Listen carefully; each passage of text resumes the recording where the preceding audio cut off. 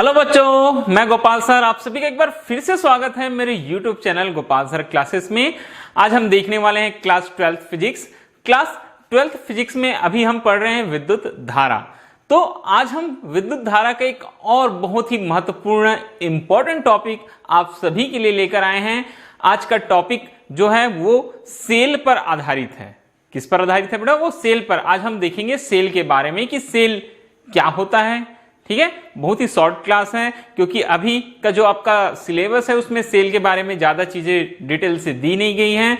Cell के लिए बोलेंगे तो मैं अलग से वीडियो बनाएंगे, एक अलग सा वीडियो लेक्चर मैं अपलोड करूंगा जिसमें मैं सेल के बारे में सारी जानकारियां आपको दूंगा। मगर आज चूंकि मैंने अभी बताया कि हम आपको सेल के बारे में बताने वाले हैं तो सेल का मैं एक परिभाषा आपको बताऊंगा कि सेल होता क्या है।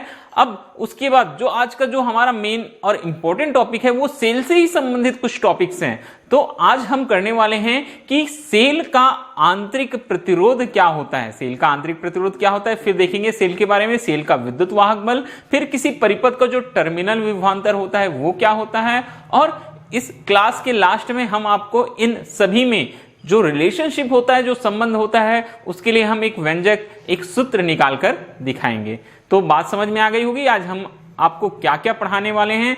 तो चलिए हम क्लास स्टार्ट करने से पहले एक और इंपॉर्टेंट बात बोल देता हूं। अभी तक जितने बच्चों ने इस क्लास के पहले के वीडियो लेक्चर्स अभी तक नहीं देखे हैं वो क्रम से देखते आएंगे। सारे के सारे वीडियो लेक्चर्स जो मैंने YouTube पर अपलोड कर दिया है वो आप क्रमशः वन बाय वन देखते आएंगे, तभी आपको ये जो क्लास है वो समझ में आने वाली है। ओके, मेरी बात आपको समझ में आ गई होगी क्योंकि मैं बार बार बता चुका हूं, आपको कई बार बोल चुका हूं। क्लास 12th का जो फिजिक्स है, ठीक है, आप धोखे में मत रहिएगा। क्लास 12th का जो फिजिक्स है वो जब आप स्टार्टिंग से पढ़ेंगे, ठीक है, तभी आपको समझ में आने वाला है, नहीं तो कुछ भी समझ में नहीं आने वाला है बेटा। जैसे हम क्लास 1 में जब होते हैं तो ABCD आ ई सीखते हैं, उसके बाद में हम उनसे शब्दों का निर्माण सीखते हैं। ठीक उसी तरीके से यहां भी हमको क्लास 12th में हमको सबसे पहले जो बेसिक चीजें हैं, छोटी छोटी चीजें हैं, वो हमको चैप्टर नंबर 1 चैप्टर नंबर 2 से समझते आना है, फिर उसको चैप्टर नंबर 3 में अप्लाई करेंगे, वही जाकर हमारा चैप्टर 4 5 6 ऐसे चलता है क्रम से। ठीक है, तो आपको मेरी बात समझ में आ गई होगी। चलिए अब और ज्यादा बात ना करते हुए हम आज की क्लास स्टार्ट करते हैं। तो आज का टॉपिक मैंने पीछे थंबनेल में लगा के रखा हुआ है, आपको देखने से समझ में आ गया होगा कि हम आज क्या पढ़ने वाले हैं। आज हम पढ़ने वाले हैं भाई सेल का आंतरिक प्रतिरोध और विद्युत वाहक बल के बारे में, और इन्हीं से संबंधित कुछ और बहुत ही छोटी छोटी सी जानकारियां मैं आपको देने वाला हूं। तो सबसे पहले आज की क्लास में हम बात करेंगे किसके बारे में। अभी तो मैंने यहां सेल का आंतरिक प्रतिरोध लिख दिया है, थोड़ा सा सेल के आंतरिक प्रतिरोध को अभी हम रोक देते हैं। हम सबसे पहले आपको बताएंगे सेल के बारे में कि सेल होता क्या चीज है। ठीक है, तो चलिए बेटा देखते हैं सेल क्या चीज है या सेल होता क्या है। सेल सुने आपने, सेल सभी ने सुना होगा सेल के बारे में। सेल, ठीक है, वही सेल है जो हमारे घरों में किस में लगाया जाता है, जो रिमोट्स हैं, टीवी के रिमोट हैं उनमें लगाया जाता है, वो सेल है। जो हम टार्च में यूज करते हैं बेटा वो सेल है। जो हमारी घड़ियों में, जो वॉचेस में लगती है वही सेल है। और यही सेल का जो बड़ा रूप है वो कहलाता है बैटरी। क्या कहलाता है बेटा?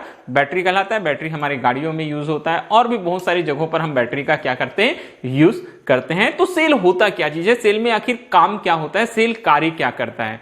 ठीक है, तो सेल CELL सेल, सेल या बैटरी। ठीक है, आजकल हमारी सबसे बहुत जो इंपॉर्टेंट जरूरत बन गई है मोबाइल भी किससे चलता है, एक बैटरी से चलता है। किससे चलता है? एक बैटरी से। वो चार्जेबल बैटरी होता है, हम चार्जिंग करते हैं और वो बिजली क्या होता है, जो हमको इलेक्ट्रिसिटी, जो करंट रहता है वो हमारे डिवाइस को देता है, जिससे हमारा डिवाइस क्या करता है, प्रॉपर्ली वर्क करता है। तो ये सारी चीजें हैं, ये सेल या बैटरी हम जानते हैं। ठीक है, क्या होता है सेल बैटरी, हम सभी ने देखा हुआ है सेल या बैटरी। अब महत्वपूर्ण बात, सेल आखिर काम क्या करता है, ये वर्क क्या होता है। तो सेल के बारे में मैं बता दूं कि सेल जो होती है वो विद्युत, ठीक है, उत्पन्न करती है। क्या उत्पन्न करती है वो? विद्युत, इलेक्ट्रिसिटी। ठीक है, ये इसका काम क्या है। सेल जो होती है बेटा वो किसको, रासायनिक ऊर्जा को किसमें? विद्युत ऊर्जा में कन्वर्ट करती है। जो केमिकल एनर्जी होती है उसको इलेक्ट्रिकल एनर्जी में कन्वर्ट करती है, वह युक्ति या वह डिवाइस क्या कहलाता है? सेल कहलाता है। अगर आपको कोई पूछता है कि सेल क्या होता है तो आप उसको एक लाइन में आंसर दे सकते हैं, एक ऐसी युक्ति या एक ऐसा डिवाइस होता है जो रासायनिक ऊर्जा को विद्युत ऊर्जा में परिवर्तित करता है या केमिकल एनर्जी को इलेक्ट्रिकल एनर्जी में कन्वर्ट करता है, उसे हम क्या कहते हैं? सेल कहते हैं। और चूंकि ये विद्युत उत्पन्न कर रहा है इसलिए इसका एक नाम होता है विद्युत रासायनिक सेल। क्या होता है? विद्युत रासायनिक सेल, इलेक्ट्रोकेमिकल सेल। ओके, तो बात आपको समझ में आ गई होगी। कहां से कन्वर्जन हुआ? कन्वर्जन हुआ chemical energy to electrical energy, chemical energy to electrical energy, ये कन्वर्जन हुआ। क्लियर बात? अब मैंने बता दिया आपको, मैं यहाँ सेल के बारे में ज़्यादा डिटेल नहीं बताऊंगा, मगर डिटेल नहीं बताऊंगा इसका मतलब ये नहीं, मैं बहुत ही बारीक और जो इंपॉर्टेंट फैक्ट हैं वो मैं आपको बताने वाला हूँ। अब सेल के बारे में अगर हम थोड़ा सा डिटेल में जाएं, इनके मुख्य भाग होता क्या है आखिर सेल में? तो सेल में सबसे पहला चीज बेटा, कोई एक पात्र होता है। ये जो पात्र होता है किसी धातु का बना हो सकता है, किसी भी प्रकार का धातु का बना होता है, प्लास्टिक का भी बना होता है। ठीक है, अलग अलग जगह अलग अलग चीज यूज किया जाता है, कहीं कांच का बना होता है। ठीक है, तो ये तांबे का बना हो सकता है। तो सेल का पात्र सबसे पहला भाग होता है, जिस पात्र में, ठीक है, हम सेल बनाने के लिए यूज करते हैं वो सेल का पात्र, ठीक है, ये होता है। अब दूसरी और इंपॉर्टेंट जो चीज होती है यहाँ, वो होती है उसके अंदर भरा हुआ केमिकल, जिसे हम बोलते हैं विद्युत अपघट्य। क्या बोला जाता है? विद्युत अपघट्य।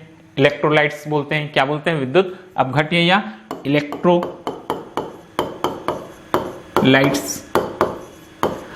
आप सभी को मालूम होगा, आप लोगों ने केमिस्ट्री में भी पढ़ा होगा, H2SO4 है, CuSO4 है, ठीक है, KMnO4 है। ये सारे के सारे क्या हैं? बहुत सारे इलेक्ट्रोलाइट्स हैं। HCl यूज करते हैं, NaCl यूज करते हैं। ये सारे के सारे क्या होते हैं? इलेक्ट्रोलाइट्स या विद्युत अपघट्य होते हैं। और तीसरा जो महत्वपूर्ण भाग होता है इसका, वो होते हैं इसमें इलेक्ट्रोड। क्या होते हैं बेटा? इलेक्ट्रोड। अब इलेक्ट्रोड जो होते हैं वो दो इलेक्ट्रोड होते हैं। यहां एक एनोड होता है जिसमें धनावेश प्रवाहित होता है, और दूसरा क्या होता है? कैथोड होता है जिसमें ऋणावेश प्रवाहित होता है। तो दो इलेक्ट्रोड होते हैं, एक होता है एनोड और एक कैथोड।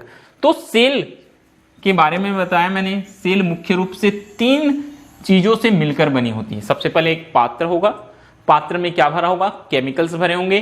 केमिकल्स को क्या बोलेंगे हम? विद्युत अपघट्य कहेंगे। इलेक्ट्रोलाइट्स बोलते हैं H2SO4, CuSO4, KMnO4, HCl, NaCl, AgNO3, ऐसे बहुत सारे एग्जाम्पल्स हैं, मैंने आपको बता दिया। और तीसरा महत्वपूर्ण चीज होता है बेटा इलेक्ट्रोड्स, एनोड और कैथोड। और ये पूरा का पूरा जो अरेंजमेंट है वो कहलाता है वोल्टामीटर। क्या कहलाता है? ये पूरा अरेंजमेंट को वोल्टामीटर के नाम से जाना जाता है। तो ये मैंने सेल के बारे में कुछ बेसिक चीजें आपको बता दी। सबसे पहले क्या बताया कि सेल क्या करता है? विद्युत उत्पन्न करता है, इलेक्ट्रिसिटी उत्पन्न करता है। कैसे करता है? वो केमिकल एनर्जी को इलेक्ट्रिकल एनर्जी में कन्वर्ट करता है। सेल के मुख्य तीन भाग होते हैं। कौन कौन से मुख्य तीन भाग होते हैं? एक पात्र होता है जिसमें पूरी व्यवस्था की जाती है, पूरी अरेंजमेंट्स की जाती है। जैसे विद्युत अपघट्य उसके अंदर में डाला जाता है, विद्युत अपघट्य उसके अंदर में डाला जाता है। विद्युत अपघट्य में बहुत सारे केमिकल्स आते हैं, H2SO4 है, CuSO4 है, KMnO4, HCl, NaCl। थर्ड और इंपॉर्टेंट चीज होता है, दो इसमें रॉड होते हैं जिन्हें हम इलेक्ट्रोड कहते हैं। एक एनोड कहलाता है और एक क्या कहलाता है? कैथोड कहलाता है। ये वर्क के आधार पर होता है बेटा, ठीक है। जहां धनावेश होता है वो एनोड कहलाता है, जहां ऋणावेश होता है वो कैथोड कहलाता है। तो ये हमने सेल के बारे में थोड़ी सी डिटेल बता दी। अब हमको यहाँ तो सेल के प्रकारों को वर्णन नहीं करना है, मैंने उसके लिए बताया। मैं एक अलग वीडियो लेकर आऊंगा जहां मैं आपको सेल के बारे में पूरे डिटेल से जानकारी दूंगा कि सेल कितने प्रकार के होते हैं, कैसे उनका वर्किंग होता है, कैसे वहां केमिकल रिएक्शंस होते हैं। ये सारी चीजें मैं वहां आपको बताऊंगा। आज का हमारा काम है, हमको देखना है सेल का आंतरिक प्रतिरोध। तो उस ओर बढ़ते हैं। अब देखिए आपको मालूम बेटा कि प्रत्येक चालक में जब धारा प्रवाहित की जाती है तो चालक उस धारा के मार्ग में क्या करता है, रुकावट डालता है। जब भी किसी चालक में बोलता है विद्युत धारा प्रवाहित की जाती है तो चालक जो होता है उस विद्युत धारा के मार्ग में क्या डालता है, रुकावट डालता है। और ये जो रुकावट है वो रुकावट ही क्या कहलाता है, प्रतिरोध कहलाता है। क्या कहलाता है, विद्युत धारा के मार्ग में जो रुकावट होता है उसे हम क्या कहते हैं, प्रतिरोध कहते हैं, रेजिस्टेंस कहते हैं। ओम का नियम जब हमने बताया तो वहां आपको बताया था कि किसी चालक के सिरों के मध्य जो बहने वाली धारा होती है उसके मार्ग में जो रुकावट होती है इसे प्रतिरोध कहते हैं। ये हमने ओम के नियम में देखा था बेटा, हमने वहां देखा था R = V/I।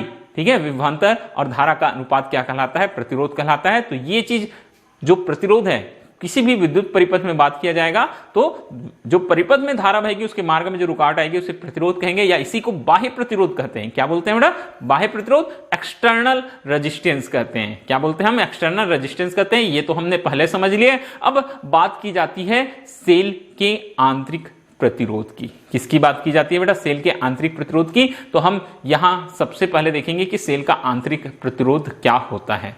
तो चलिए मैं पहले ये सब थोड़ा सा जो पहले से हमारे पास में वो सब हम यहां मिटा देते हैं बेटा।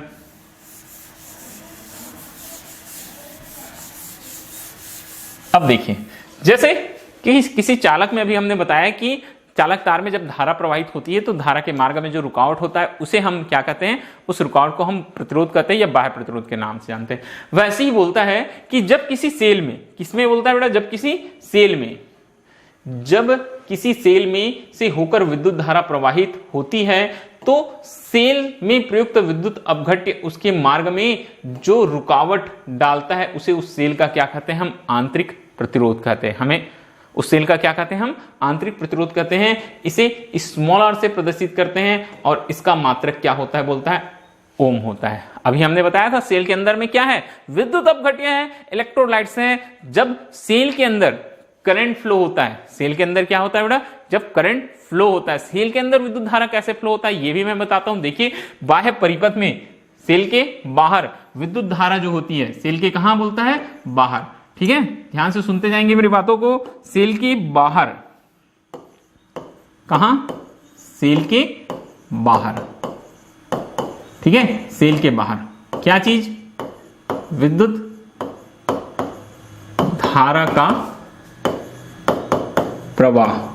ठीक है, विद्युत धारा का प्रवाह सेल के बाहर कैसे होता है, सेल के कौन से सिरे से, धन सिरे से, कौन सी ओर, ऋण सिरे की ओर होता है। धन सिरे से कैसे होता है, ऋण सिरे की ओर।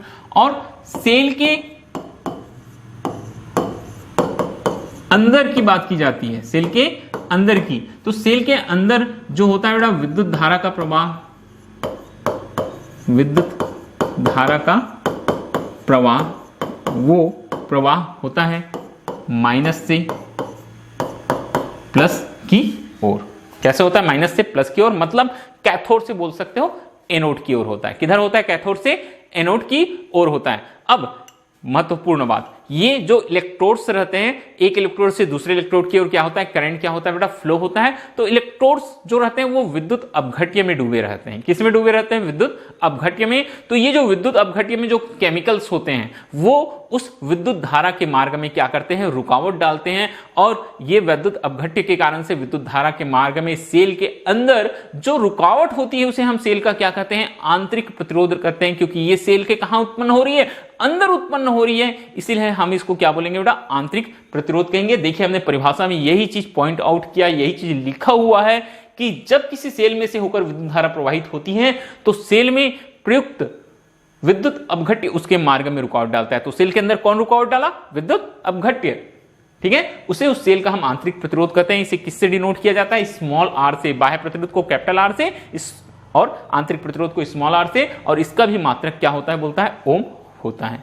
इसका भी मात्रक क्या होता है बेटा, ओम होता है। हम इसको स्मॉल r से डिनोट करेंगे। देखिए कुछ इस तरीके से हम इसके लिए चित्र बना सकते हैं। ये एक सेल है,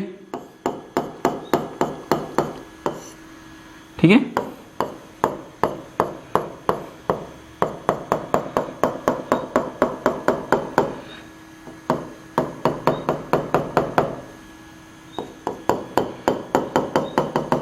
इस तरीके से डॉट डॉट लाइन से पैक कर दीजिएगा। ये सेल जिसका विद्युत वाहक बल E, ये इसका प्लस सिरा, ये माइनस सिरा, और ये उसका आंतरिक प्रतिरोध R। तो इस तरीके से आप डायग्राम बनाकर सेल के आंतरिक प्रतिरोध को दिखा सकते हैं। और ये बोला जाता है कि हम दिखा सकते हैं कि सेल का जो आंतरिक प्रतिरोध रहता है वो उसके विद्युत वाहक बल के साथ या सेल के जो सिरे रहते हैं उनके साथ कैसे रहता है, श्रेणी क्रम में होता है। हम इस तरह से दिखा सकते हैं। कैसे दिखा सकते हैं? सीरीज में हम प्रदर्शित कर सकते हैं। ओके, तो ये चीज आपको समझ में आ गई होगी बेटा। सेल का आंतरिक प्रतिरोध जो मैंने अभी आपको बताया, किसके कारण रुकावट हुई? विद्युत अपघट्य के कारण, ये याद रखिएगा। और मैंने सेल के अंदर और बाहर धारा का प्रवाह भी बता दिया कि बाहर विद्युत धारा प्लस से माइनस की ओर, अंदर कैसे होती है? माइनस से प्लस की ओर होती है। ठीक है, तो आगे हम अभी देखेंगे, इसके लिए व्यंजक देखेंगे, इसके लिए फार्मूला देखेंगे बेटा। उससे पहले हम कुछ छोटे छोटे जो और हमारे पास में यहाँ टॉपिक्स हैं वो हम देख लेते हैं। तो चलिए, और क्या देखना है हमको? नेक्स्ट टॉपिक की ओर आगे बढ़ते हैं। इस टॉपिक में सेल के बारे में जहां हमने अभी आपको बताया बेटा, ये हो गया हमारा इतना ही सेल का आंतरिक प्रतिरोध। ठीक है, अब आगे बढ़ेंगे हम। कुछ और चीजें हमारे पास में क्या है? हमारे पास में विद्युत वाहक बल है। विद्युत वाहक बल, ठीक है, विद्युत वाहक बल, इलेक्ट्रोमोटिव फोर्स, विद्युत वाहक बल। ठीक है, इलेक्ट्रोमोटिव फोर्स। शॉर्टकट में यहां इसको बोला जाता है बेटा ईएमएफ। क्या बोलते हैं इसको? ईएमएफ। इसको अगर लिखना है विद्युत वाहक बल को शॉर्टकट में तो कैसे लिखेंगे? बोलता है हम V, ठीक है, V वा बल, ऐसे हमको लिखना है। कैसे लिखना है बेटा? V वा बल, ऐसे लिखना है। और वैसे ही ईएमएफ को स्मॉल ई, स्मॉल एम और स्मॉल एफ से डिनोट करते हैं, बोलता है विद्युत वाहक बल। तो क्या होता है विद्युत वाहक बल, ये देखते हैं। बोलता है एकांक धनावेश को पूरे विद्युत परिपथ में प्रवाहित करने पर सेल को जितना कार्य करना पड़ता है या सेल की जितनी ऊर्जा व्यय होती है उसे सेल का विद्युत वाहक बल कहते हैं। किसको बोलता है? एकांक धनावेश को पूरे विद्युत परिपथ में क्या करने के लिए? चलाने के लिए या उसको विद्युत परिपथ में प्रवाहित करने के लिए जितना कार्य करना पड़ता है या सेल द्वारा जितनी ऊर्जा व्यय होती है वो क्या कहलाता है बेटा? वो विद्युत वाहक बल कहलाता है। किसका विद्युत वाहक बल कहलाता है? सेल का।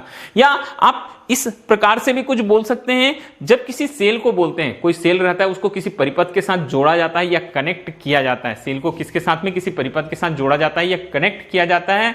तो क्या होता है? सेल के बाहर जो बाह्य परिपथ होता है वहां विद्युत धारा प्लस से किधर बहने लगती है? माइनस की ओर। और सेल के अंदर माइनस से प्लस की ओर प्रवाहित होने लगती है। और ये सेल के अंदर और बाहर जो विद्युत धारा प्रवाहित होती है उस विद्युत धारा को प्रवाहित करने के लिए किसके द्वारा? सेल के द्वारा क्या किया जाता है? ऊर्जा व्यय की जाती है या सेल के द्वारा कार्य किया जाता है। और यही किया गया कार्य या ऊर्जा व्यय होती है करंट फ्लो कराने के लिए, वो सेल का क्या कहलाता है? विद्युत वाहक बल कहलाता है। वही चीज मैंने बोला। तो बात क्लियर होगी आपको, किसके द्वारा किया गया कार्य? सेल के द्वारा किया गया कार्य या सेल के द्वारा ऊर्जा व्यय करना। कौन से काम के लिए ऊर्जा व्यय कर रहा है? सेल के बाह्य परिपथ या सेल के अंदर में विद्युत धारा प्रवाहित करने के लिए जो कार्य किया जा रहा है या जो ऊर्जा व्यय हो रही है वही सेल का क्या कहलाती है? विद्युत वाहक बल कहलाती है। उसे हम क्या बोलते हैं? सेल का विद्युत वाहक बल कहते हैं। और ये ऊर्जा व्यय करने के लिए उसके पास कहां से क्या आ रही है? एनर्जी आ रही है। क्या होता है? सेल के अंदर केमिकल रिएक्शन होते हैं, उन्हीं केमिकल रिएक्शन से ये क्या लेते हैं? एनर्जी लेते हैं और उन्हीं ऊर्जा का क्या करते हैं बेटा? उपयोग करते हैं। तो परिभाषा में हमने देख लिया, क्या बताया हमने? एकांक धनावेश को पूरे विद्युत परिपथ में प्रवाहित करने पर सेल को जितना कार्य करना पड़ता है, मैंने दोनों चीजें इंक्लूड कर दी है। जितना कार्य करना पड़ता है ये लिखना, या फिर लिख सकते हैं सेल की जितनी ऊर्जा क्या होती है? व्यय होती है, उसे उस सेल का क्या कहते हैं? विद्युत वाहक बल कहते हैं। क्या बोलते हैं हम उस सेल का? हम विद्युत वाहक बल कहते हैं। क्लियर है आपको ये? अब चलिए हम कुछ इस तरीके से हम समझ सकते हैं। हम यहां लिखेंगे बेटा हम यहां लिखते हैं, क्या लिखते हैं? हम यहां लिखेंगे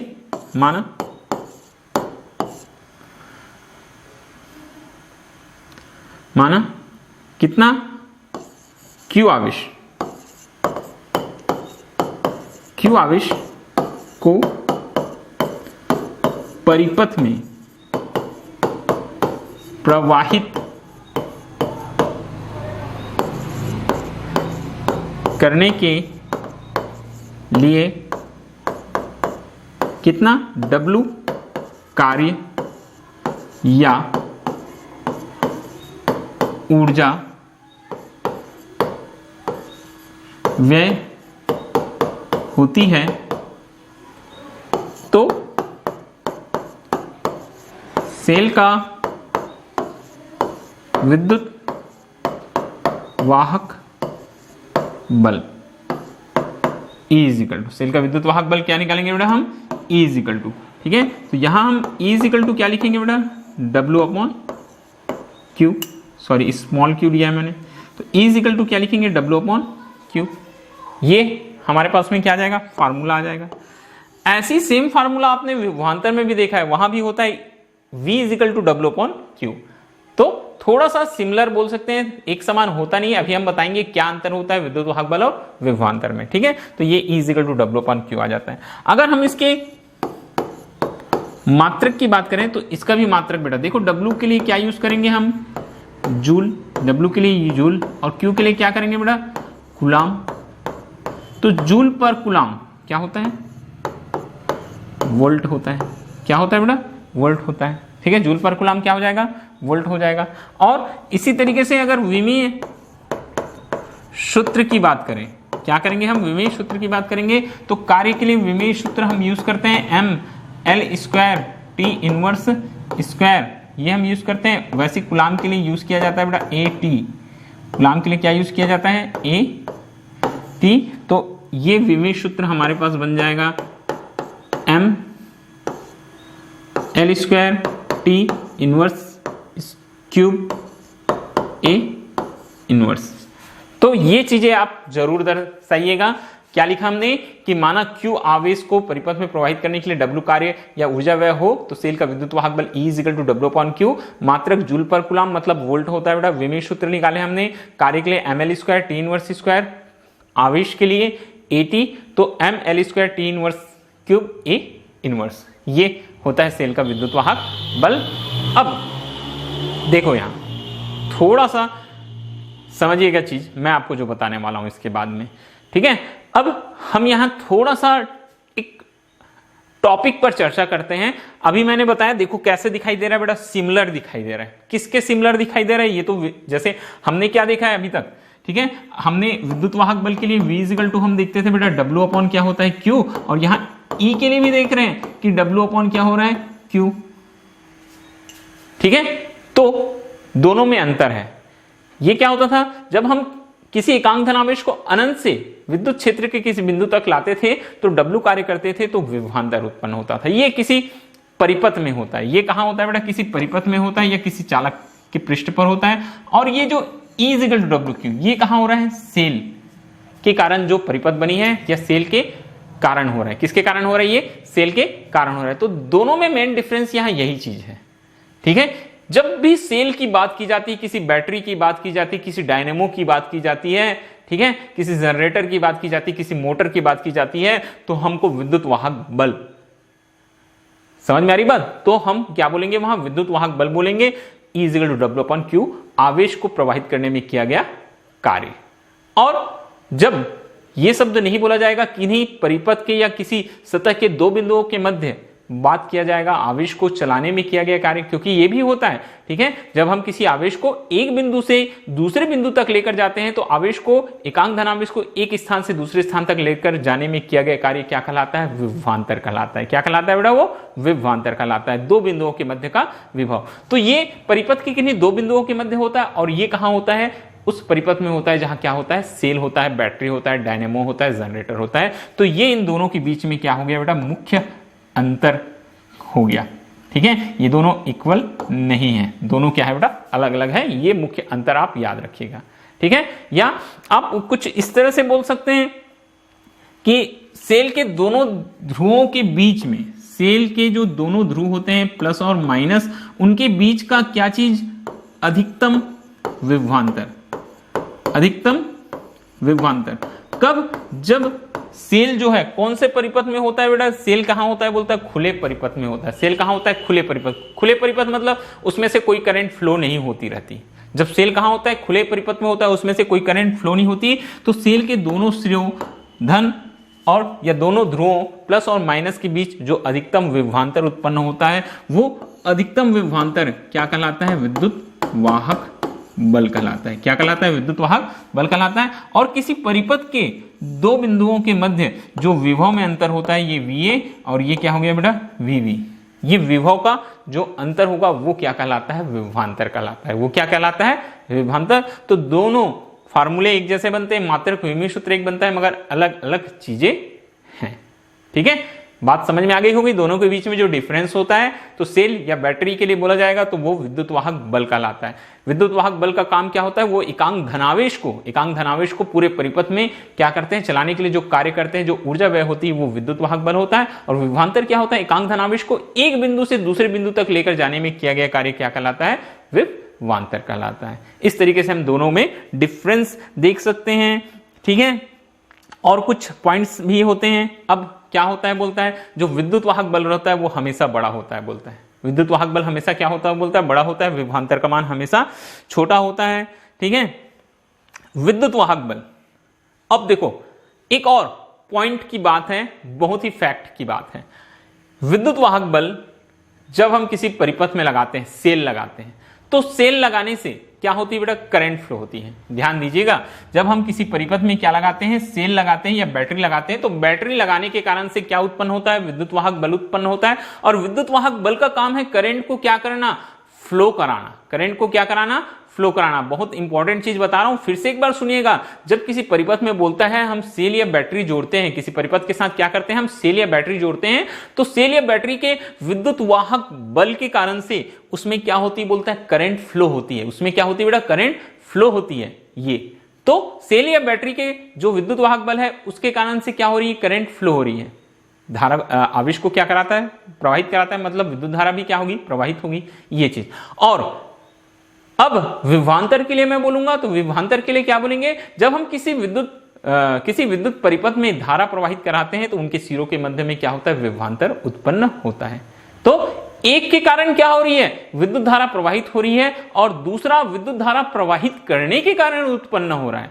तो ये एक और मेन दोनों के बीच में बोल सकते हैं डिफरेंस है। क्लियर हुई बात?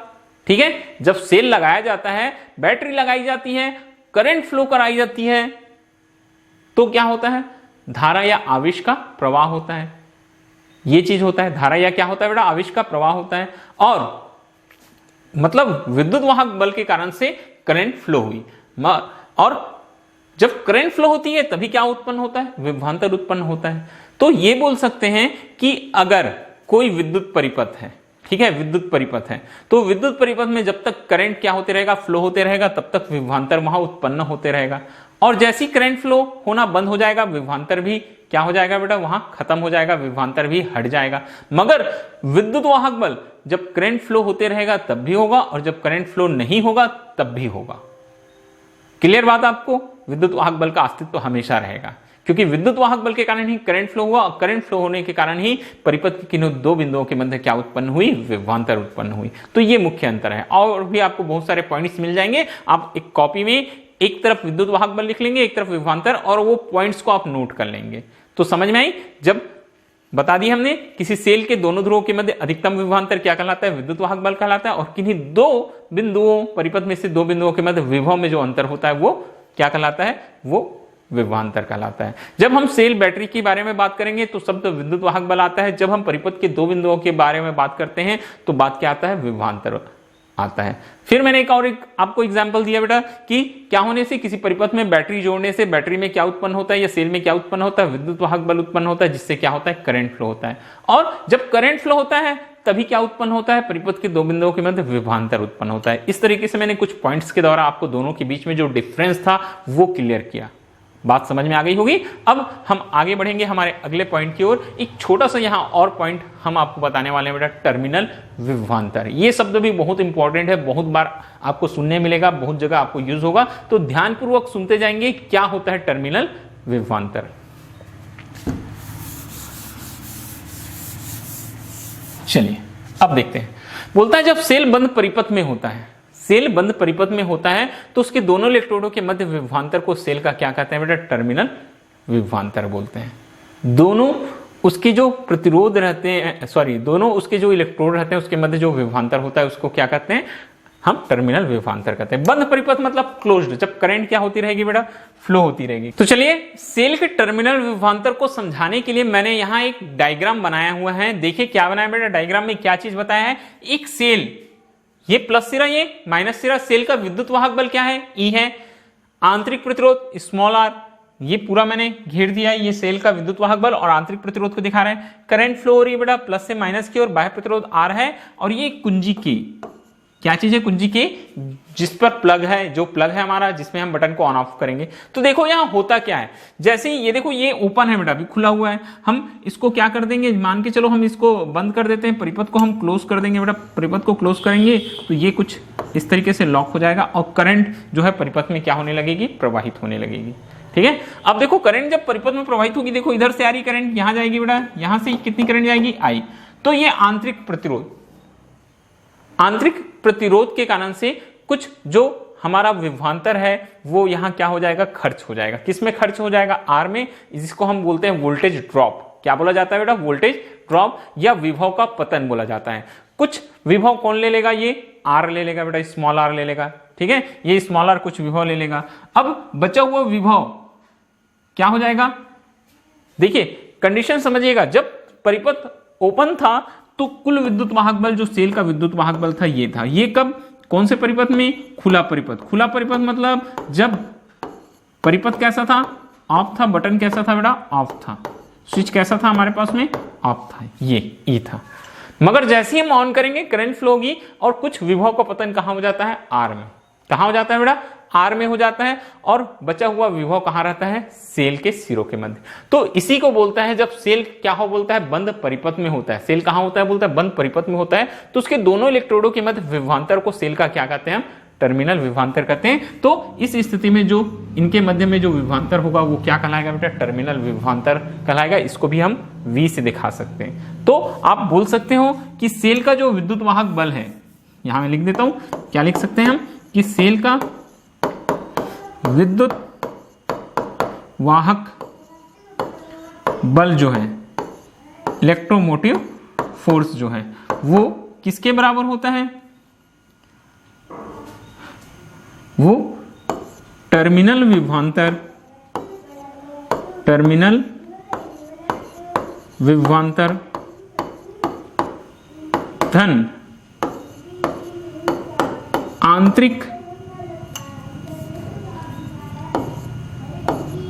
आंतरिक प्रतिरोध में व्यय हुई ऊर्जा, आंतरिक प्रतिरोध में व्यय हुई ऊर्जा इन दोनों के बराबर होती है। इस तरीके से तो टर्मिनल विभवांतर समझ में आ गया होगा। जब क्या होती रहेगी? सेल में से विद्युत धारा प्रवाहित होती रहेगी। उस कंडीशन में जो सेल के दोनों इलेक्ट्रोडों के मध्य जो विभवांतर होता है वो सेल का क्या कहलाता है बेटा? टर्मिनल विभवांतर होता है। ठीक है, कंडीशन अप्लाई रहेगा। सेल कैसा होना चाहिए? बंद परिपथ में होना चाहिए, मतलब करंट का फ्लो होते रहना चाहिए उस स्थिति में। अब एक चीज समझ में आ गया होगा कि सेल का विद्युत वाहक बल टर्मिनल विभवांतर धन आंतरिक प्रतिरोध के कारण व्यय हुई ऊर्जा है। मतलब यह है कि टर्मिनल विभवांतर का जो मान है वो हमेशा कैसे होगा? कम होगा। किससे कम होगा? सेल के विद्युत वाहक बल से। ओके, तो ये चीज हो गई। अब मैंने आपको सेल का आंतरिक प्रतिरोध बता दिया, सेल का मैंने बता दिया बेटा विद्युत वाहक बल क्या होता है, ये भी मैंने डिटेल में बता दिया, सेल का टर्मिनल विभवांतर बता दिया। अब एक लास्ट टॉपिक जो आज की क्लास में हम आपको कराने वाले हैं वो है सेल का आंतरिक प्रतिरोध, विद्युत वाहक बल, विभवांतर और प्रवाहित होने वाली धारा में संबंध। तो चलिए हम लास्ट टॉपिक की ओर बढ़ते हैं आज के हमारे। देखिए मैंने हेडिंग डाला हुआ है, क्या है? आंतरिक प्रतिरोध का बोलता है। आंतरिक प्रतिरोध मतलब क्या चीज है बेटा? Small R. आंतरिक प्रतिरोध मतलब क्या चीजें हैं? Small R. देखते जाएंगे ना क्या क्या चीजें हैं यहाँ। आंतरिक प्रतिरोध का बोलता है। आंतरिक प्रतिरोध मतलब क्या होता है बेटा? ये है आपका स्मॉल आर। विद्युत वाहक बल, विद्युत वाहक बल कैपिटल ई, विभवांतर V और प्रवाहित धारा I में संबंध बोलता है। क्या दिखाओ बोलता है? संबंध दिखाइए, रिलेशन दिखाइए। तो चलिए हम आपको संबंध दिखाते हैं या एक रिलेशन बनाते हैं। ठीक है, तो देखो बेटा रिलेशन कैसे बनाएंगे, बहुत ही सिंपल चीज है। मैं आपको पहले एक डायग्राम बताता हूँ। जो डायग्राम अभी हमने कुछ देर पहले बनाया था, फिर से हम वही डायग्राम यहाँ भी बना लेंगे।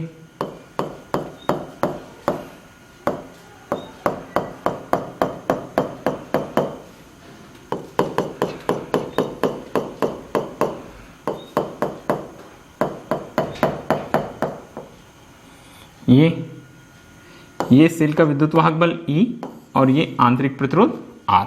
आंतरिक प्रतिरोध क्या हो गया? R। यहां हम परिपथ में एक बाह्य प्रतिरोध और एक कुंजी के बाह्य प्रतिरोध R जोड़ देते हैं। ये प्लस सिरा, ये माइनस सिरा, फ्लो होने वाली करंट I और इधर ये फ्लो होगी बेटा I। ठीक है, ये क्लियर डायग्राम बन गया। अब रिलेशनशिप हमको निकालना है, तो रिलेशनशिप निकालने के लिए देखो हमको क्या क्या चीजें निकालनी पड़ती है, किन किन चीजों की जरूरत पड़ती है। सबसे पहले देखो बेटा इस परिपथ में, ठीक है,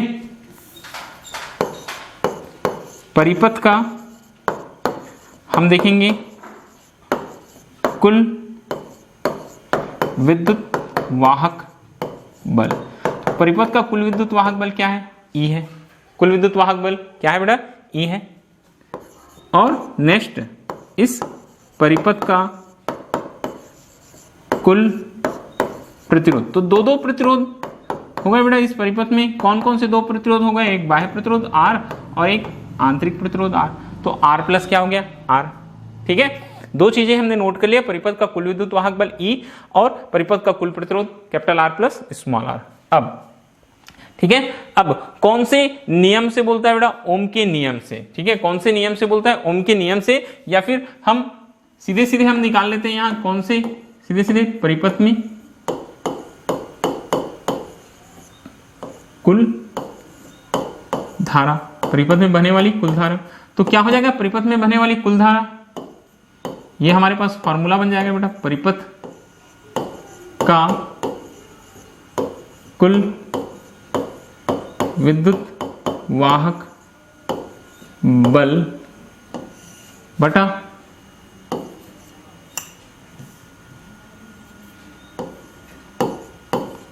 परिपथ का कुल प्रतिरोध। ठीक है, ये विद्युत धारा के लिए। तो देखो क्या हो रहा है बेटा, हमारे पास करंट क्या है? I है, कुल विद्युत वाहक बल E है, और परिपथ का कुल प्रतिरोध कितना हो गया? Capital R plus small r। ये हमने क्वेश्चन नंबर क्या बना लिया बेटा? I। ठीक है, क्या बना लिया? Question number I। अब बोलते हैं, इसके बाद आप लिख सकते हैं यदि किससे प्रतिरोध, जो हमारा बाह्य प्रतिरोध है, प्रतिरोध R से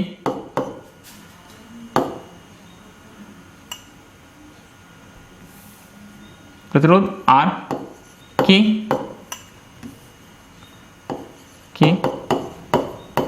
सिरों पर V विभवांतर हो तो, अब आप लिख लेना बेटा कहां से? ओम के नियम से। कहां से? ओम के नियम से। I इजिकल टू क्या हो जाएगा? V upon R। ये समीकरण नंबर बन गया 2। तो समीकरण नंबर 1 और 2 में एक चीज हमको कॉमन दिखाई दे रहा है बेटा, I। तो हम यहां लिखेंगे कहां से? समीकरण 1 और कहां से? समीकरण नंबर 2 से। तो समीकरण नंबर 1 और समीकरण नंबर 2 से देखिए क्या हो जाएगा हमारे पास। ये जो इक्वेशन है ये इक्वेशन कुछ इस तरह से हो जाएगा बेटा कि V upon R is equal to हो जाएगा E upon capital R plus small r। Capital R plus small r cross multiplication कर देंगे हम, तो V is equal to capital R plus small r is equal to हो जाएगा हमारे पास में ER। ठीक है, या हम इसी को लिखेंगे बेटा VR गुना कर देंगे capital V small r into ER।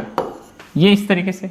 अब जो कैपिटल R वाला टर्म है उसको एक साइड ले आते हैं, तो क्या हो जाएगा हमारे पास में? ये हो जाएगा बेटा VR minus ER is equal to VR। देखो क्या कॉमन निकल रहा है, कैपिटल R आप कॉमन निकाल लीजिएगा, ये हमारे पास हो जाएगा बेटा V। ठीक है, कुछ गड़बड़ हो गई। क्या गड़बड़ हुई है? देखिए यहाँ, ये देखो हड़बड़ी में हो गई गड़बड़ी। थोड़ा सा देखो बेटा, मैंने सुधार कर रहा हूं यहाँ।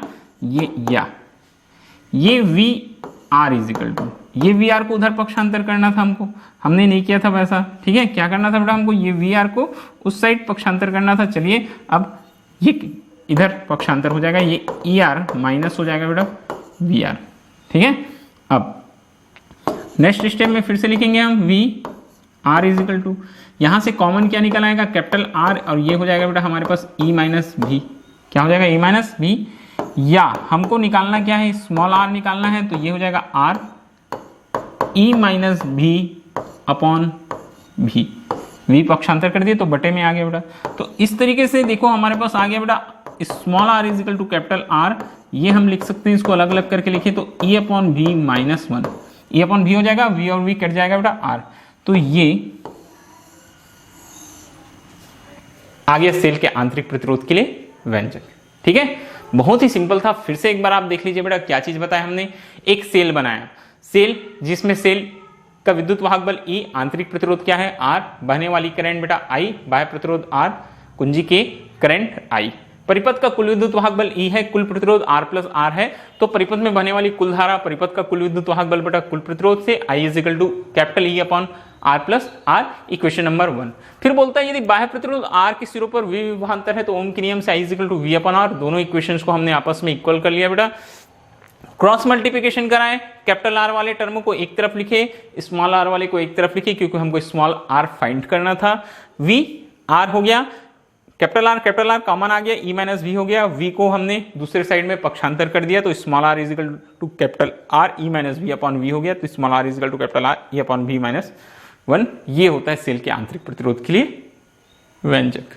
ओके, तो ये चीजें आपकी क्लास 12th की कोर्स में हैं, आपकी जो एनसीईआरटी सिलेबस है उसमें शामिल है, और बहुत ही इंपॉर्टेंट टॉपिक होते हैं। आप बहुत अच्छे से ये तीनों टॉपिक्स जो आज हमने मुख्य रूप से आपको बताया है, या 4 टॉपिक बोल लीजिए, क्या क्या आपको बताया। हमने आपको सिखाया कि सेल का आंतरिक प्रतिरोध क्या होता है, फिर हमने बताया बेटा कि सेल का विद्युत वाहक बल क्या होता है, विद्युत वाहक बल के लिए फार्मूला बताया, मात्रक बताया, विमेय सूत्र बताया। हमने आपको समझाया कि विभवांतर और विद्युत वाहक बल में अंतर क्या होता है, फिर उसके बाद हमने टर्मिनल विभवांतर बताया, और ये सेल के आंतरिक प्रतिरोध के लिए व्यंजक भी बोल सकते हैं, या बोल सकते हैं कि आंतरिक प्रतिरोध का विद्युत वाहक बल, विभवांतर और प्रवाहित होने वाली धारा के साथ में रिलेशन, उसके साथ में संबंध। ये सारे टॉपिक्स आप बहुत अच्छे से करेंगे। आज की क्लास में इतना ही, और एक और बहुत महत्वपूर्ण बात जो मुझे आपसे बोलनी है बेटा, अगर आपको ये लेक्चर अच्छा लगा होगा, सारी चीजें अगर आपको अच्छी समझ में आई होगी, तो ये वीडियो को लाइक जरूर करना, शेयर करना अपने फ्रेंड्स के साथ में, सभी लोगों को बताना वीडियो के बारे में, यूट्यूब चैनल के बारे में, और सबसे जो महत्वपूर्ण बात होती है, आप चैनल सब्सक्राइब कीजिए। अगर आपने अभी तक नहीं किया है तो चैनल सब्सक्राइब कीजिए, ताकि जब भी कोई नई वीडियो अपलोड हो तो आपको उसका नोटिफिकेशन मिल सके। और चैनल के साथ अपना प्यार बनाए रखिए, और इन्हीं बातों के साथ हम आज का क्लास यही खत्म करते हैं। अब नेक्स्ट वीडियो में मिलेंगे आपको, और ये भी मैं बता देता हूं कि अगला जो वीडियो रहेगा वहां हम आपको क्या बताने वाले। हमारा जो नेक्स्ट वीडियो है बेटा, वहां हम आपको सिखाएंगे सेलों का संयोजन। अभी तक आपने क्या किया है, आपने अभी तक किया बेटा प्रतिरोधों का संयोजन किया है, आपने संधारित्रों का संयोजन किया है। अब हम आपको सेलों का संयोजन बताएंगे कि सेलों को कैसे श्रेणी क्रम में, समांतर क्रम में या मिश्रित क्रम में संयोजित किया जाता है, उसमें परिणामी जो विद्युत धारा का मान है वो किस प्रकार से निकाला जाता है।